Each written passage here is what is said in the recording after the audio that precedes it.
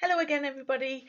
Here is your whole class feedback video based on all the work that you did before half term, so you're going to have to switch your brains back to 2 weeks ago. I know it seems like quite a long time ago, but we're just going to talk about some of the things that came up and to share some of your excellent work. So the maths, our main topic was fractions, but I have created a separate video all about maths and the work before half term. So you might want to have a look at that before you start your maths work today, just to get your brains a little bit refreshed. So it's all about converting improper fractions to mixed numbers to improper fractions, finding common denominators and comparing them, so to see if they're greater than, less than or equal to. Also, have a look at Education City.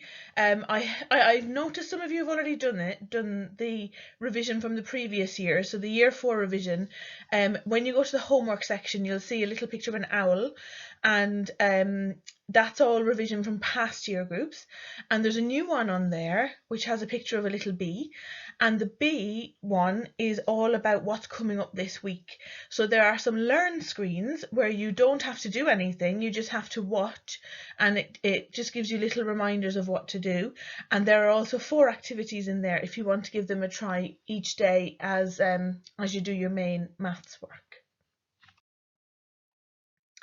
Right, to English then. If you remember, before half term you were doing descriptive writing about dragons, so a little bit of narrative. The only kind of common spelling errors I could find was here and here. So just remember, when you hear something, you use your ears, and that's actually already in the word. If you look, you hear with your ear, okay, so E-A-R, and then right here, right now, or press here, or is she here yet, it's H-E-R-E. The suffix full, so if someone was full of joy or full of power or full of cheer, when we say full, like that, full of, you do a double L. But when we are using words like beautiful, joyful, powerful, cheerful, etc., there's only one L at the end. So just be careful with that. It's a little bit confusing. And then the most common punctuation error I found in your work when you emailed in was the apostrophe for possession. So, for example, the dragon's eyes, okay? The eyes belong to the dragon, so you need apostrophe S. The dragon's last meal. So the meal belongs to the dragon, so we need that apostrophe S. The school's website has all the remote learning. The website belongs to the school, so it's a possessive apostrophe. So the school's website apostrophe S, and then the boy's coat got wet in the rain. So apostrophe S for there as well. So just be careful with those apostrophes. Now, what I find is either people put apostrophes in everywhere that they add an S, but sometimes it's just a plural. So just think about it. Is it a possession? Okay, does it belong to that person or that thing? Okay, so it can be a thing as well. So it could be like the pen's lid fell off. Okay, so the lid belongs to the pen, I need an apostrophe S.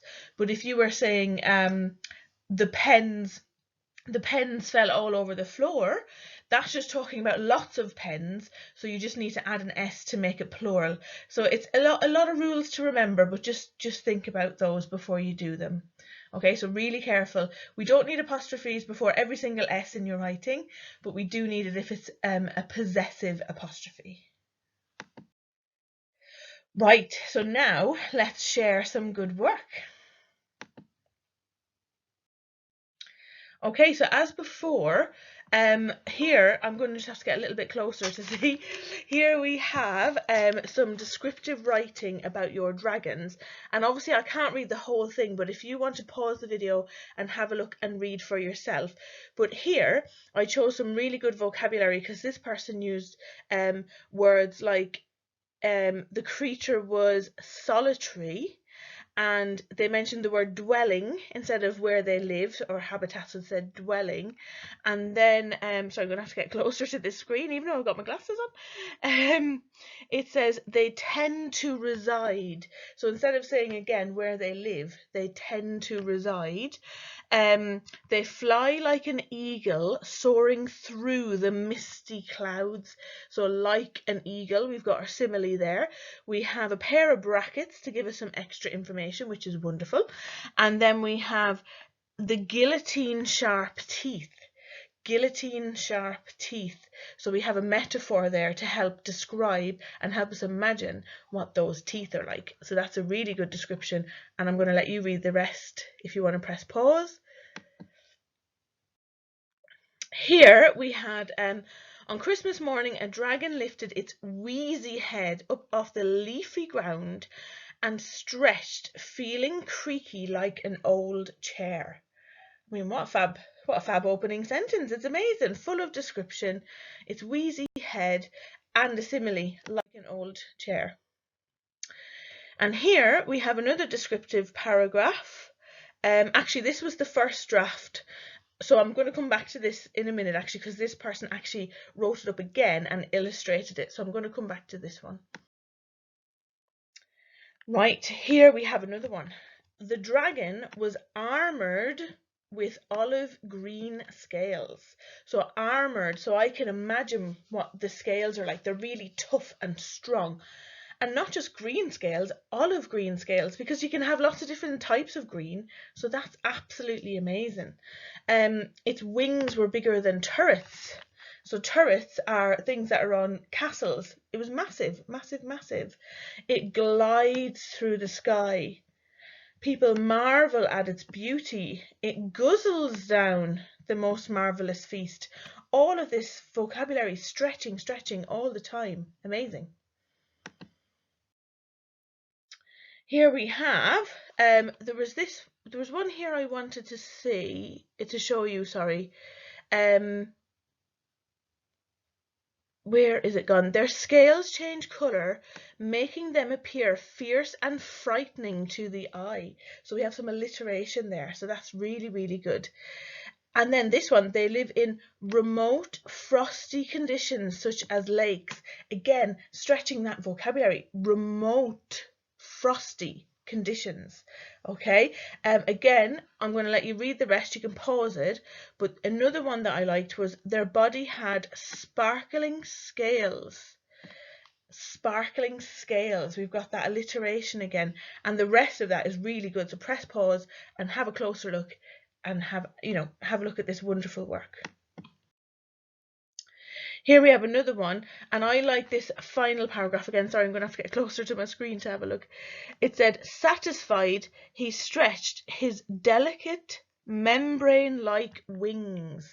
Satisfied, he stretched his delicate membrane-like wings. So I can imagine that the wings are quite kind of transparent and almost fragile looking. And he stretched them out. So that was a really good phrase. I really like that one. Here, I like this first introduction even. It says, the dragon awoke in its watery cave and opened its eyes, which looked like black holes.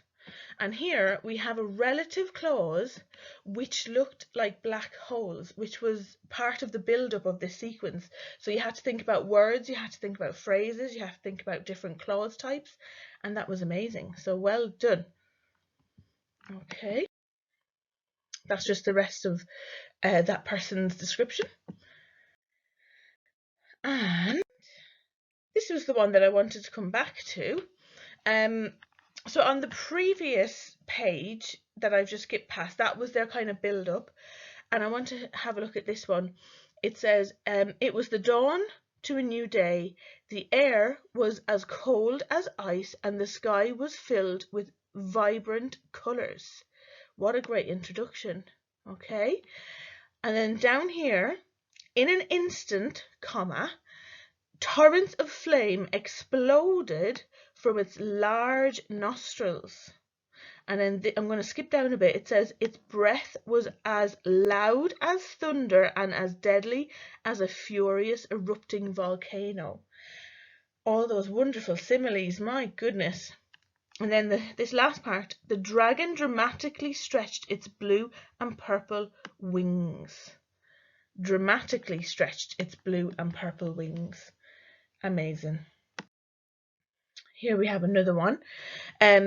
I wanted to read, where is it? Here it is. The storm dragon awoke from its daylight slumber and was ready to hunt. I love that word slumber. Instead of sleep, they use the word slumber, which is a little bit more adventurous. And I love this, menacing mouth. Menacing mouth. What a great description. Well done. And then finally, just sharing another piece of good work. It's not English, but you were looking at some scientists and inventors in your science topic, and we looked at David Attenborough, who makes nature documentaries. And I've checked with Amelia, and she said that it's okay for me to share this. If you have a look at the link underneath this video, she has created a little documentary based on the work of David Attenborough as well. So go and check that out if you want to have a look. Finally, I want to just say massive well done, fabulous work before half term as always. I hope you have a great week and please keep working hard. I hope you enjoy the maths and English and all of the other subjects that are coming up this week, and I will speak to you really soon.